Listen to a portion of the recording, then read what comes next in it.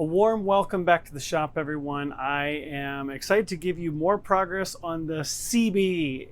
It's been a little while, about a week or so since I last updated you guys. A little more than. That's okay. It's all good things here. All good things here. Started a new job. Thank you, everyone, for your well wishes. I appreciate the support, but I'm really here just to talk about these awesome airplanes that we get to fly and crash. More on that later. So we'll start right in with the Seabee. As you can see, I've got it all covered.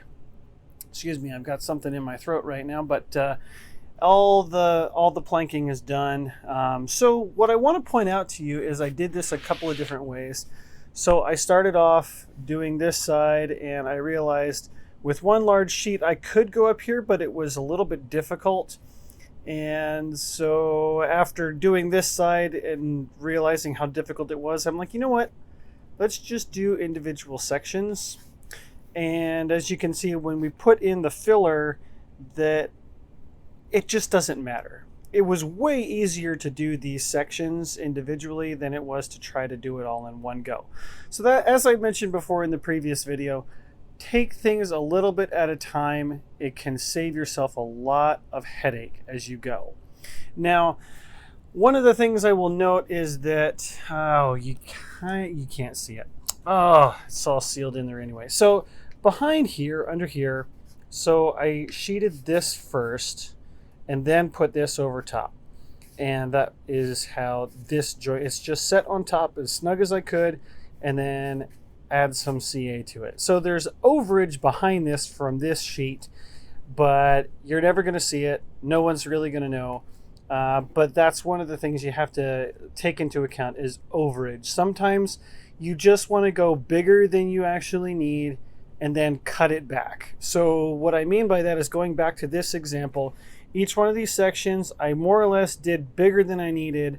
I cut, or rather trimmed, the panel back to the edge of the former, so each one of these is on a former, and then knowing that each one of the formers was 1/8 of an inch thick, I went 1/16 of an inch. It's like 2 millimeters. I know I'm crazy, I do everything in metric, but that's the process. The wood that I purchase comes in imperial units. I use metric, so there you go. Moving on, I opted to do these top and bottom halves separately. I knew that there was going to be some warping going on because of the compound curves in this. So this was expected, all right?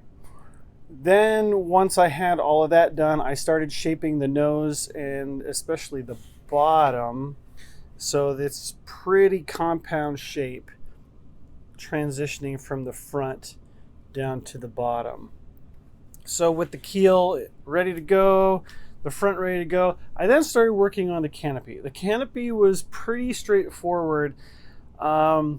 Really, what I did was I started with an additional former here to get this extension, because you need something to something to glue onto. So just did an extension of this former here, just traced it out, added it there in soft balsa, and then sheeted over here. From there, I added this ring based off of the plans and how thick it is right here, right? And then really all I did was I cut out roughly a piece and then sanded it to shape. Well, I cut it back and then sanded it to shape so that it got a nice, smooth, round transition in the front. And then started just sheeting stuff over top. So there's a ply piece behind this. So try to, again, match the plans and what it was showing for the thickness here, or the width, not the thickness. And then there's a piece of ply here, so I added that. And then everything else is just filler. This is a little bit of extra wood here to go over so that the plastic that goes from behind will have some meat to bond to with some glue. Same with the bottom. Same with this bottom. This I had to bend around using some of the Windex over there. So this was all bent around. And then from there, I started doing little tiny inserts See that? Just a little triangle insert.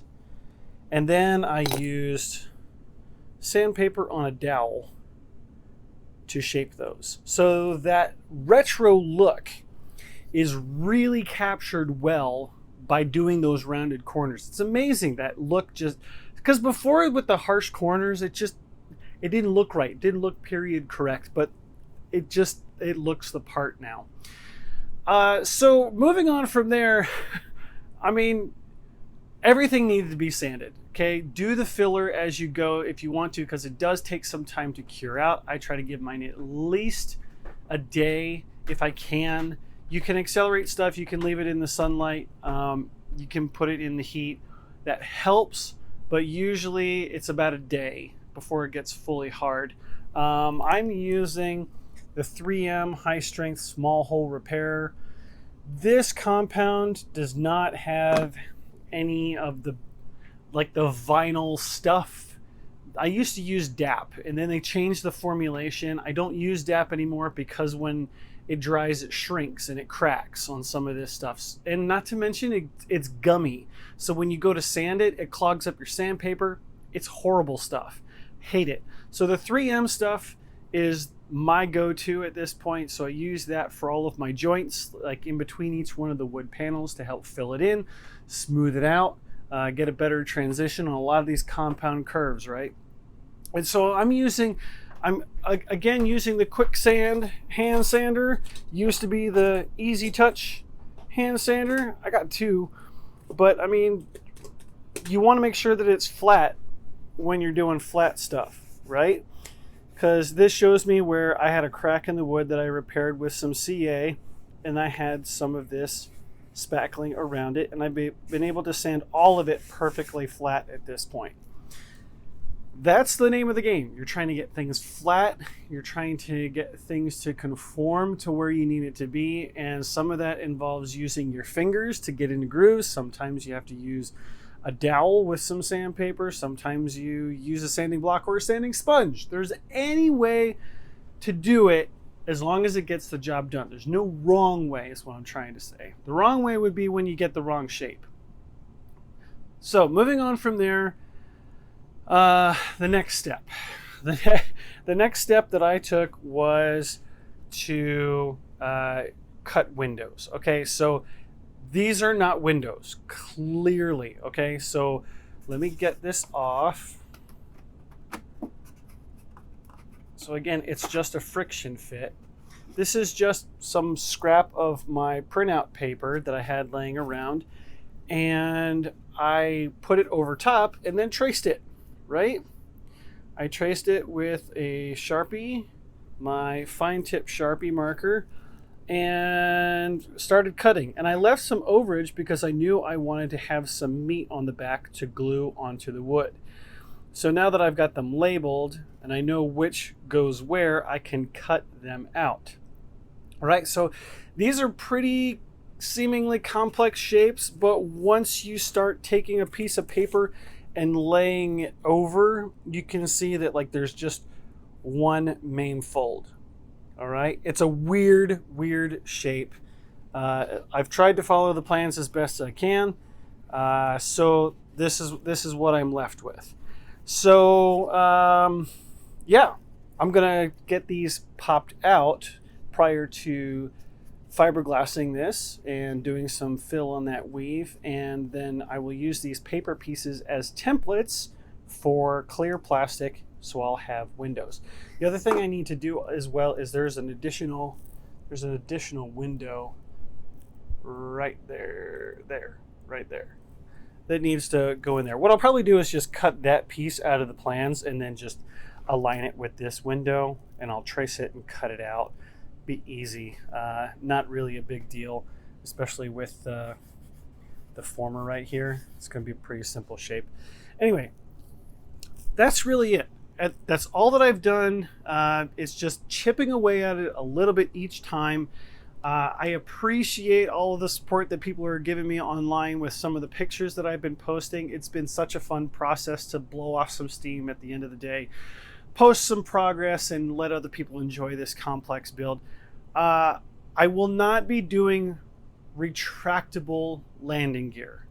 I know it's been asked, another couple of my buddies have asked. No, I'm not doing that on this build. I'm building it per the plans, keep it simple. This is my first true boat. All right, so these are just brass tubes that go all the way through. Least amount of possible water intrusion. That is the point. I'm trying to make this watertight to make it go on the water, right? Okay, so other couple of things. Obviously, we want to go to the horizontal stabilizer or the wings next. My inclination is the horizontal stabilizer, number one, because it's easy. But number two, because as I go through the next steps, I need to fiberglass everything. And so that can be like days in between. I plan on doing full epoxy and fiberglass on the bottom, mostly because of impact and wear.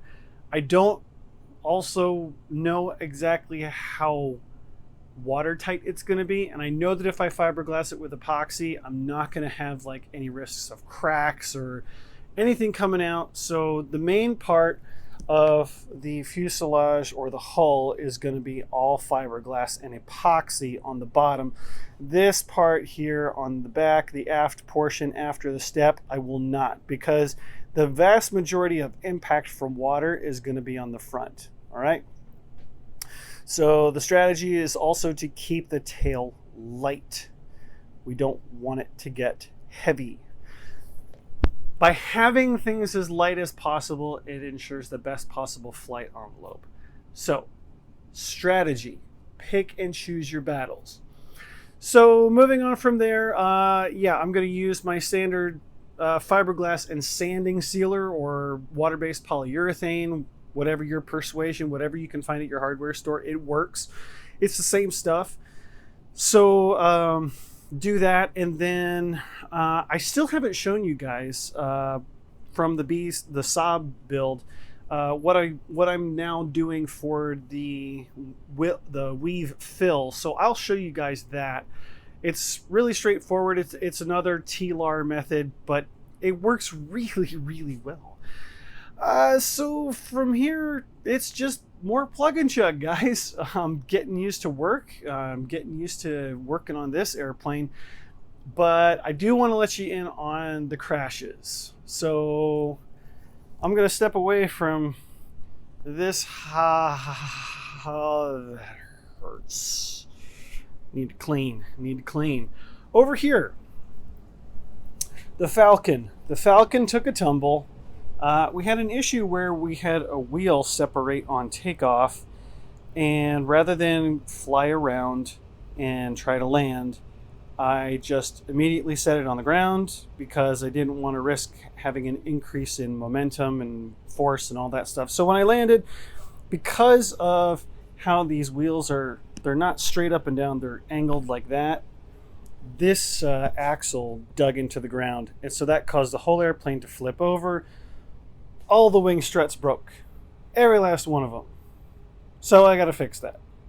The other one that broke is the Saab. Okay, so the Saab is... It's a Saab story. Right. Alright, so the Saab had a bad landing. All fixable, easily fixable stuff. The cowl cracked here. There's a couple of boo-boos on the belly. Not a huge deal. The big is the landing gear. The landing gear, okay, so I was coming in to land and there was a bit of a crosswind. I'm still getting used to flying this airplane. I've only had 4 flights on it now. So coming in, a little bit of a crosswind, and I was too far out. I was coming in over the high grass. So normally how I try to correct for that is rudder, right? So it got to a critical airspeed where I had too much rudder, too low of an airspeed, and I stalled.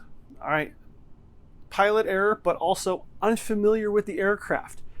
I've done that maneuver so many times with so many airplanes, but on this airplane, not a good idea. I know that now, but I was going to rebuild those landing gear blocks anyway, so it's not really that big of a deal.